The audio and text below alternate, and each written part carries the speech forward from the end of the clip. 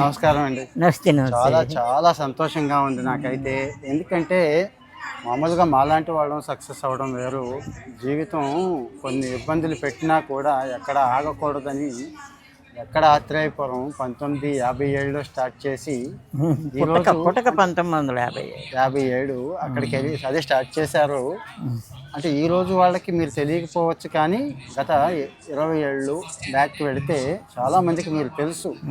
ముళ్ళపూడి బాపు రమణ గారు లాంటి వాళ్ళతో పనిచేయడం, సినిమా ఫీల్డ్లో ఫేమస్ యాంకర్లు అంతా కూడా మీ గైడెన్స్ తీసుకున్న వాళ్ళు అవ్వడం, అనేక నాటకాలు, రూపకాలు ఇన్ని రాసి ఉండటం, అది కూడా ఏ కాలేజ్ ఎడ్యుకేషన్ లేకుండా. డెఫినెట్లీ మా అమ్మ పెద్ద యూనివర్సిటీ. మీ అమ్మగారే యూనివర్సిటీ. మాకు ముందు మీ గురించి తెలుసుకోవాలని ఉంది. నేను లక్కీగా ఏంటంటే స్కూల్కి వెళ్ళలేదు. ఫిజికల్గా 17 ఇయర్స్ బెడ్ మీదే ఉండి అమ్మ చేతుల్లోనే పెరగాల్సి వచ్చింది. మొదటి 17 ఇయర్స్ అమ్మ చేతుల్లో పెరిగినట్టే ఇంచుమించుగా. అప్పుడు స్కూల్కి వెళ్ళలేదు కనుక నేను ఈ సోకాల్డ్ ఎడ్యుకేషన్ ఏం చేయలేదు. పురాణాలు చదవడం, పుస్తకాలు చదవడం. మా అమ్మ కూడా చాలా బ్రిలియంట్. నాకు చాలా పొగరు నేర్పించింది. అంటే నాకు అసలు ఇన్ఫీరియర్ ఫీలింగ్ లేకుండా పెంచిందనమాట. ఆవిడ ఏంటంటే ఆవిడ సంస్కృత పండితురాలు. మా తాతగారు జటాలు పురుషోత్తం గారు అని, ఆయన గొప్ప స్కాలరు.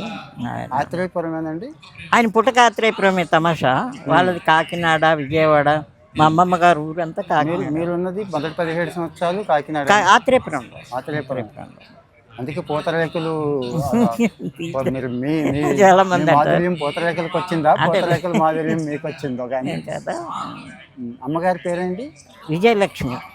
నాన్న ఆయుర్వేదిక్ డాక్టరు, అమ్మ విజయలక్ష్మి అనమాట. ఆవిడేంటి నాకు ఇది చదవకూడదు అని చెప్పలేదు. మొత్తం మా ఊరు లైబ్రరీలో ఉండే ఆడవాళ్ళు రాసిన నవల దగ్గర నుంచి శ్రీశ్రీ మహాప్రస్థానం, మహాభాగవతం రెండు ఈక్వల్గా ప్రేమించడం నేర్పించింది. ఆస్తికత్వము అనేది భయంకరమైన మా ఇళ్లలో ఉన్న ఆచారము. నేను దానికి వ్యతిరేకంగా మాట్లాడిన, అంటే నేను లాజికల్గా మాట్లాడిన, కృష్ణుడు దేవుడు అనడం కన్నా కృష్ణుడు భూగోళానికి ఉపయోగపడే గొప్ప వ్యక్తి అంటాను నేను. కృష్ణుడు దేవుడు, అదేంటి కాళీయమర్దనం చేశాడు. వీటికన్నా కృష్ణుడు వాటర్ పొల్యూషన్ చేసేవాడి మీద పోరాడాడు, అందుకు గ్రేట్ మ్యాన్ అంటాను నేను. అట్లా ఎఫెక్ట్ అంటారా ఇది? అదే శ్రీశ్రీ ఎఫెక్ట్ అని కాదు, వాస్తవాన్ని చూడటం. మీరు ఆస్తికులా నాస్తికులా అని అడుగుతారు చాలామంది. నేను వాస్తవికుడిని అంటాను. అంటే వాస్తవం. ఇప్పుడు వాళ్ళు 4 చేతులు లేకపోయినా, కిరీటం లేకపోయినా, అలాంటి వాళ్ళు మనకు చాలా మీలా 3 మంది కనిపిస్తారు దేవుళ్ళు. ఇప్పుడు అతను నన్ను తీసుకురావడానికి ఒప్పుకున్నాడు, తీసుకొచ్చాడు, నన్ను కదిలిస్తున్నాడు, దేవుడే కదా. ఎక్కడో లేడులే దేవుడు, మంచి వాళ్ళ మనసులో ఉంటాడు. మనుషుల్లోనే దేవుడు ఉన్నాడు, మనుషుల్లో దేవుడు ఉన్నాడు అంటాడు. 17 సంవత్సరాలు అమ్మ చేతుల్లో ఉన్నారు కదండి. ఆ తర్వాత అంటే ఇక నేను బొమ్మలు వేయడానికి, నేను బొమ్మలు వేయచ్చు అని ఐడియాకి వచ్చింది నాకు. బొమ్మలు వేసే విషయంలో బొమ్మలు వేసుకుంటూ బాపు గారు, రమణ గారు అంతకు ముందే చదివేశాం.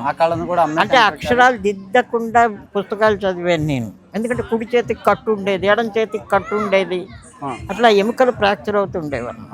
అయితే పుస్తకాలు చదవడం, ఎంజాయ్ చేయడం అన్నీ. తర్వాత ఎప్పుడో తేరిక చిక్కినప్పుడు, రైట్ హ్యాండ్ తిరిగినప్పుడు వాళ్ళు నేర్చుకున్నానేమో. అట్లా చదువుకోవడం అనేది యాక్చువల్లీ జరిగిపోతుంది. చదువుకోవడం వచ్చేస్తుంది. అంటే అక్షరం గుర్తుపెట్టడమేగా, మనం దిద్దక్కర్లేదు కదా. గుర్తుపట్టేస్తాం. అనే కాగుడిస్తే కీ అలాంటివన్నీ తెలుస్తాయి. కానీ రాయడం ప్రాక్టికల్గా రాకపోయి ఉన్న ముందు నుంచి నేను రాసేవాడిని అనమాట. అదే నేను చదువుకుని, నేను ఆ తర్వాత అక్షరాలు నేర్చుకోవడం, కవిత్వం రాయటం, అవి అంటే ఈజీ. కవిత్వం రాయడం, బొమ్మలు కష్టం. బొమ్మలు నేర్చుకోవాలి. మీ దృష్టిలో కవిత్వం ఈజీగా ఉంటుంది? కవిత్వం ఈజీ. ఇప్పటికీ బొమ్మలు రావు నాకు. సరిగా పెడతానండి.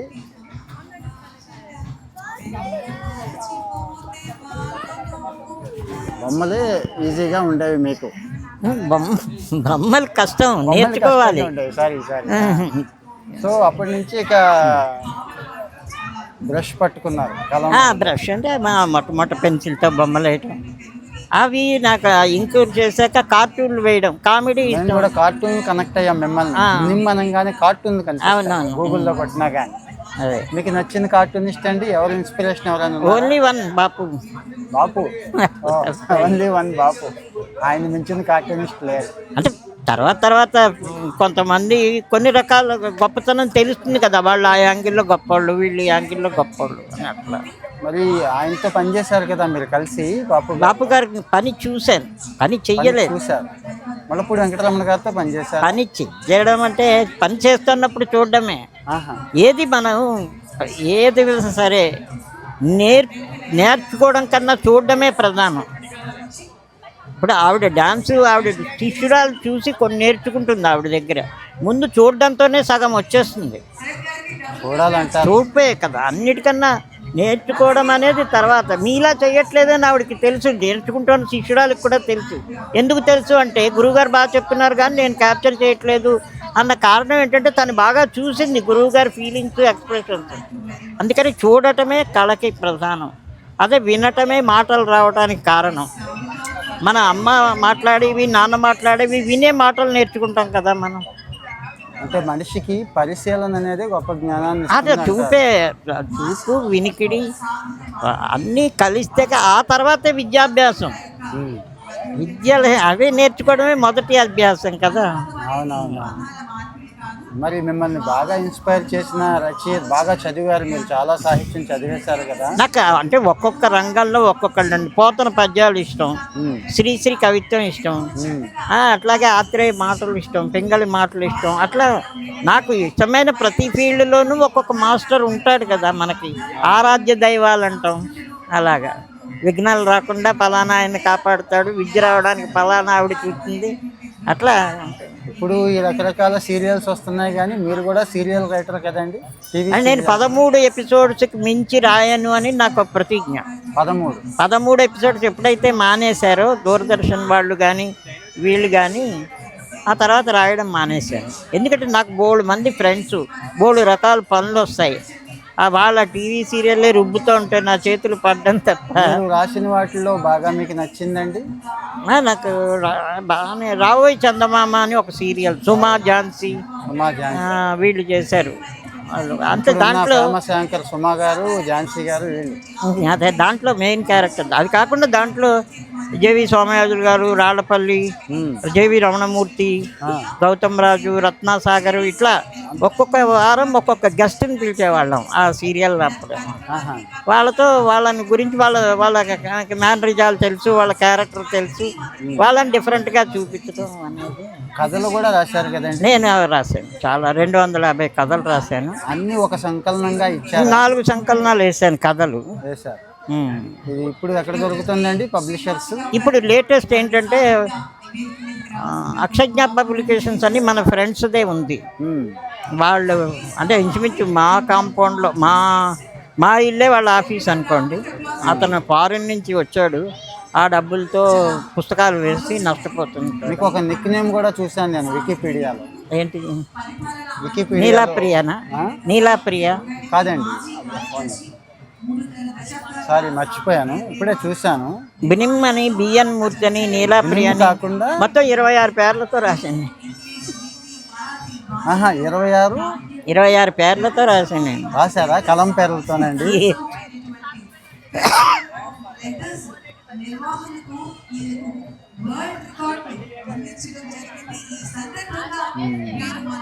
మీ డాన్స్ ఐటమ్స్ ఎక్కడ ఉంటాయి? యూట్యూబ్లో ఉన్నాయా? నేను అదే డాన్సర్గా కంటే కూడా నేను ఆవిడకి లిరిక్స్ రాసిస్తుంటారు? లేదండి, నేను ఒక కెరీర్ గైడెన్స్ చేస్తూ ఉంటాను, లైఫ్ స్టైల్ చెప్తూ ఉంటాను. మరి నేను గవర్నమెంట్ ఆఫీసర్ని కదండి, అట్లా అన్నట్టు కొద్దిగా టైం తక్కువ ఉంటుంది. అలాగే అదే అదే చాలా ఎక్సలెంట్. మీరు ఎంఏ ఎక్కడ చేశారు?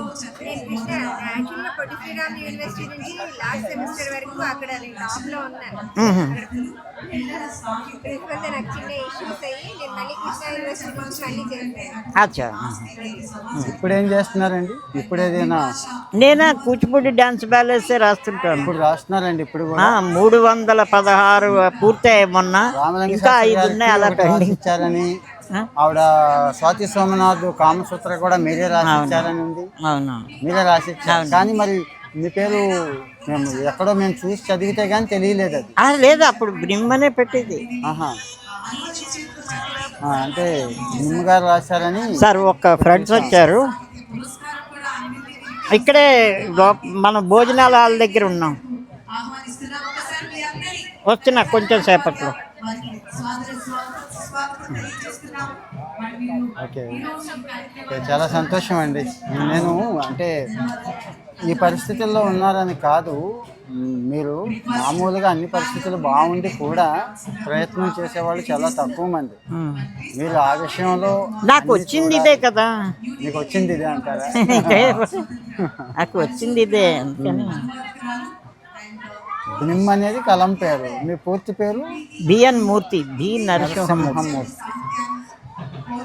అదే నిన్న గుంటూరు మహాసభలకు కూడా వచ్చాను. వచ్చారండి.